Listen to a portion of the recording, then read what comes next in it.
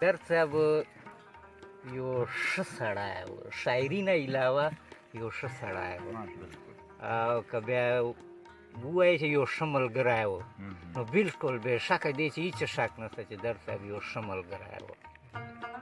در صاحب د پښتنو شاعر و، پښتو چې یې شاعري کړې ده، اردو چې یې شاعري کړې ده، خو پښتو شاعري یې وکړه لاجواب شاعري ده.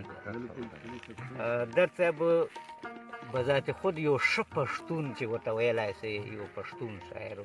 او د هغې بارې چې در صاحب یو شعر ده چې د ښار په شور کې مې نه ځان دی او نه زړه بایللی، زما تاوان د دې نه زیات دی ما یې ته بایللی.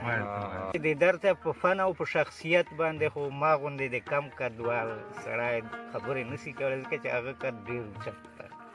به هر حال در صاحب ته د خدای هغه جهان خوشحالی کړي، خدای د هغه جهان ورته ګل ګلزار کړي، خدای دې وبخښي.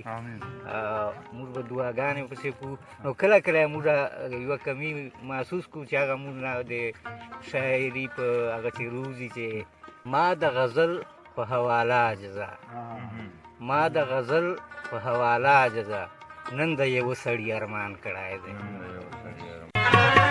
نه یې جمال ته ټینګ دې شم نه جلال ته دردا